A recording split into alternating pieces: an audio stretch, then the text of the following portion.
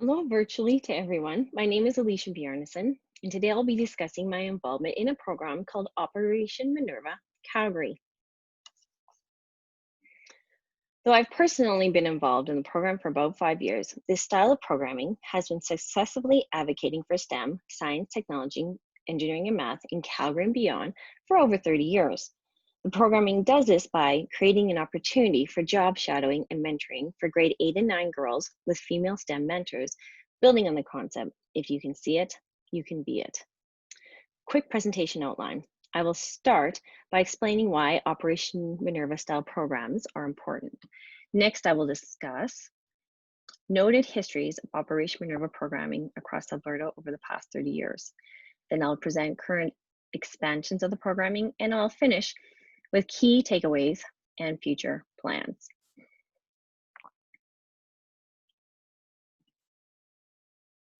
Despite Canadian progress towards gender equality, the gender gap in Canadian STEM studies and employment is still significant.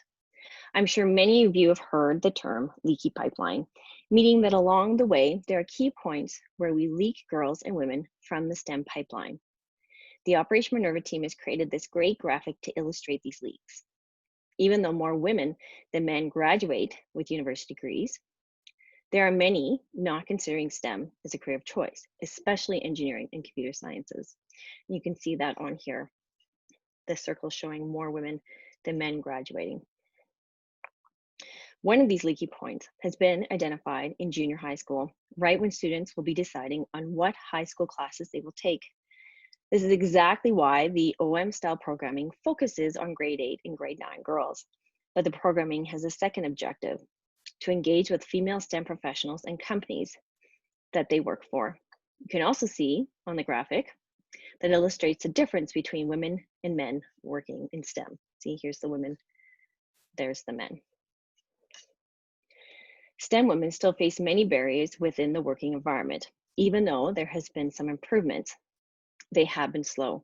In fact, when I started volunteering, as I mentioned, only about 5 years ago, we still had female mentors who had to hide that they were involved with the OM program.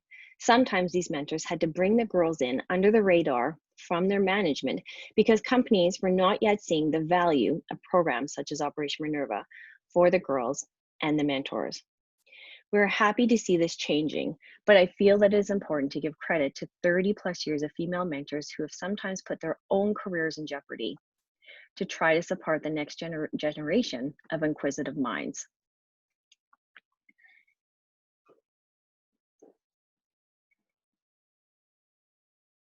So let's take a step back in time. This all started in 1989. Operation Minerva was originally a 2-day conference designed by high school teachers and STEM mentors. Here's a handbook from 1991. OM later became a 1-day job shadowing event directly with female STEM mentors within their workplaces. And how successful has the program been? Well, a 2006 study by Terry McDonald highlighted the program's impacts. This participation engaging girls to pursue science was evident by 66% reporting plans to enroll in at least 3 level 30 science and math courses. 92% reporting plans to pursue post-secondary science. 90% reporting plans to pursue a career in science. Over 3,000 youth have gone through the program, and some of the mentors were actually once students. You can see flyers from the 2010 year, including instructions for the student participants about the yearly essay competition, where we asked the girls to tell us about their experience from the 1-day job shadowing, and information on the mentor workshops. If anyone is interested, many of these historical documents can now be found at the U of C in their archives department. And for reference, in total, the OM Calgary program costs about $8,000 to $10,000 a year, with the largest expense being the busing of the students and the support of the program coordinator. You might be wondering how a program can be successful for over 30 years. Well, we could not have done this without our teacher volunteers from both the Calgary Catholic School District and the Calgary Board of Education. We have one volunteer who's actually entering her 31st year. Yes, she's still volunteering in retirement. The dedication of these teachers have given over the years must be commemorated. But the OM program sparked so much more. The first major development was in 1993, when STEM advocates from across Alberta, including Operation Minerva, created a nonprofit centralized hub called the Alberta Women's Science Network, or AWSN. Due to this collaborative effort, OM success led to other outreach strategies, often being housed originally in AWSN. Other programs in Calgary include Cyber Mentor, now hosted through Schulich School of Engineering at the U of C, which is an online STEM mentorship for girls from grade 7 to 12 with female STEM mentors. Also, the creation of a one-day conference set within the university setting called Explore IT, now renamed Explore STEM, for grade 9 girls. A joint effort through the U of C, Mount Royal, and SAIT. These three programs together, OM Calgary, Cyber Mentor, and Explore STEM, have created a continuum effort of support to young girls who wish to investigate STEM as their career of choice. Operation Minerva's success also extended outward, including for the past 28 years, an OM Day in Southern Alberta through a group called Praxis. This program is focused mostly on grade 9 girls and is structured more as a combo between Operation Minerva Calgary programming and Explore STEM. They centralize the students in Medicine Hat and bring mentors to them.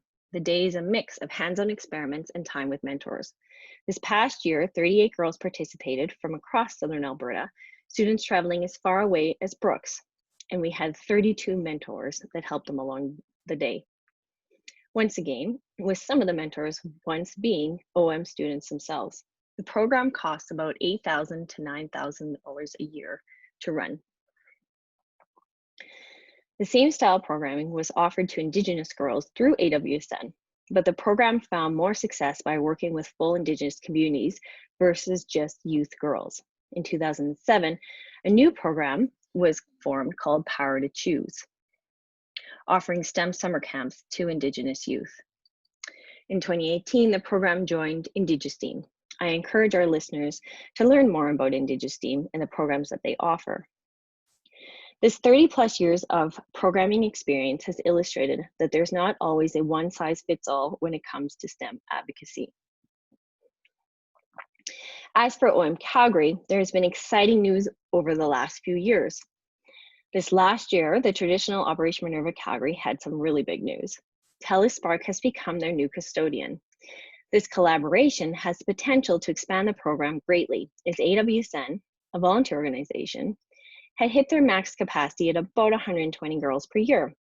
Unfortunately, the 2020 event was canceled, as you can imagine, but plans are now on the way for a potential online day next year. This is not ideal, but it may be our only option for 2021.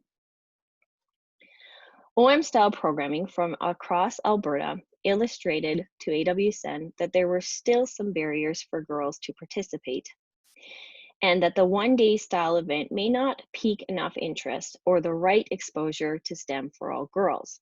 In 2017, AWSN applied for an NSERC grant to expand the OM programming. After a year of research, a new pilot program was designed for the 2019-2020 year. This program pairs 2 full classrooms of grade 8 girls from underserved communities with 3 STEM experiences throughout the school year. The 3 participating mentor companies in year 1 were Husky, the U of C, and Benevity, each offering the girls a different experience within STEM. Now, unfortunately, we only finished 2 of the 3 job shadowing days due to COVID, but we substituted the final day with an online discussion with 2 STEM mentors. And here is a quick recap of the experiences. The first field trip day was in November 2019 with Husky. This experience allowed the girls to have a better understanding of what a STEM workplace setting is like. They even had a tour of the executive floor, though many of the girls thought it was a little bit intimidating. They also said that everyone was really, really quiet there. Throughout the day, They did hands-on experiments, and here's an example of that with the girls learning about viscosity. They had special time with STEM mentors to ask questions, and they had the opportunity to experience the mechanics of fracking. And here's actually the fracking experiment that the girls did that day. Now, I will apologize, our audio is not great on this, but I have to give Husky credit because I'm sure it took a lot of effort to put these experiments together for the girls.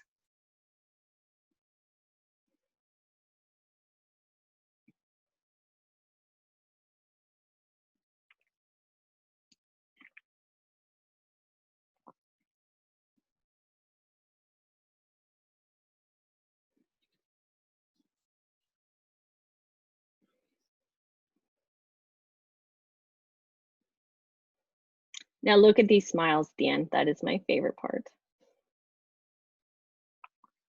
So feedback from the day. 63% of the girls said that they were very interested in the industry and roles beforehand, whereas 37% said they had little interest, no interest, or did not know. By the end of the day, this increased by about 30%, with 93% saying they were more interested, including 80% of those who said originally that they were not interested or did not have opinion at the start. The majority of the girls love the hands-on activities and the meeting with the mentors. And here are a few quotes, and I really like some of these. I never thought an engineer would be so nice.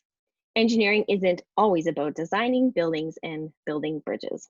I thought that the oil industry was uninteresting, but learning more about it and the different jobs people have, I learned a lot more.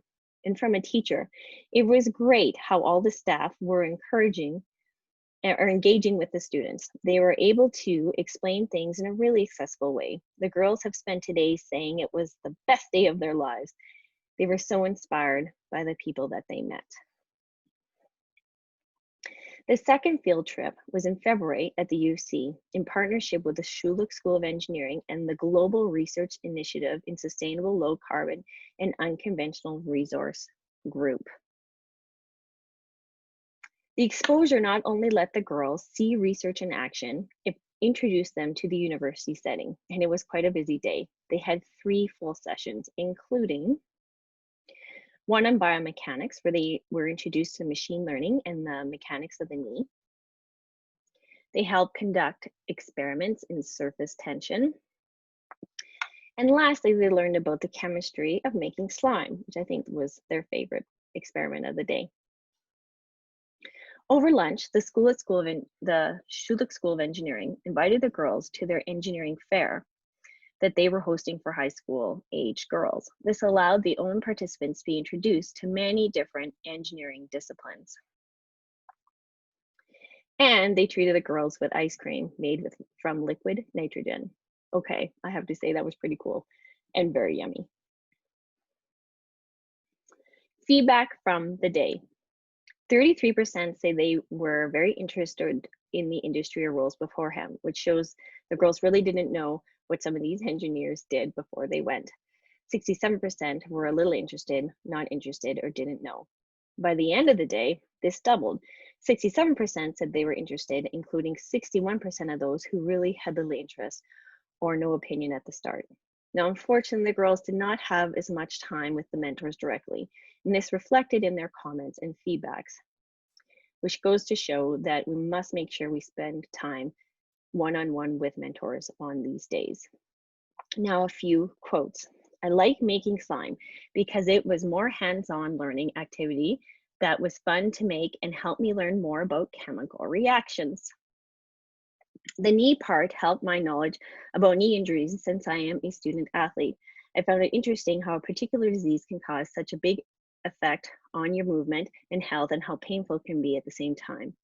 Something that surprised me was learning about how the molecules attract in each other, resulting in high and low surface tension. I was surprised that most people start university with one perspective and end up with the other. Something that surprised me was how many options there are to take once you're in the position to choose. And these last two really focus on the girls not realizing that once you go into university, you can actually change your mind and change your direction along the way. Unfortunately, the last field trip in May with Minerva did not happen. The girls were scheduled to learn more about coding in the tech industry. But Minerva has been an OM supporter for quite a few years. Hopefully next year, this session can happen in some way. We substituted the day with a 1-hour online event. We had 2 mentor speakers, Minerva Calgary, a second-year medical student and former Operation Minerva coordinator, Zarin Bari, an aerospace engineering student, and an intern with Bombardier, and also an educator outreach coordinator with Rosny Observatory and Spark Science Center. And some key highlights were how candid the mentors were about their own STEM journey so far, from what inspired them to the setbacks they have had along the way, including how the aerospace engineer actually failed her first physics class and how the med student had not been accepted on her first try. It is important for the girls to know that perfection is not always needed to be in STEM. The setting was also good in the fact that it allowed live written questions, a format that is less intimidating than putting up your hand in front of your peers. Now, unfortunately, only 8 out of 30 participants provided feedback. I'm sure by the end of May, they were very much done with online platforms. These participants still expressed some great interest after attending the event, as their knowledge of medical and aerospace engineering fields went up by 80%, interest in medical and aerospace engineering fields by 100%, and interest in studying STEM by 88%, and interest in career in STEM by 100%. The total cost of the pilot year was supposed to be about $8,000 if the event had gone through. The current 2020 and 21 year, we were going to expand to 60 students from 4 classrooms and invite 3 more mentor companies. The cost of the upcoming year was estimated to be about $11,000. Obviously, this did not happen. Instead, the plans are to still increase the student participation in companies, but the interactions will most likely be through Zoom conferences. We're designing this at the present, but our thoughts are to have the mentors at each company create maybe a 5-minute video to show the students what they do as STEM professionals. We will then go online and do a similar session as the May event, allowing the students to interact with the mentors. This pilot project, once completed, will have a final document to help support communities to create their own OM-style programming. This playbook can also be used by companies and female STEM mentors to connect with female students, with a hope to encourage more students to enter the STEM fields. Because as a province and a nation, we need all inquisitive minds to help tackle and solve the problems of current and future complex STEM situations.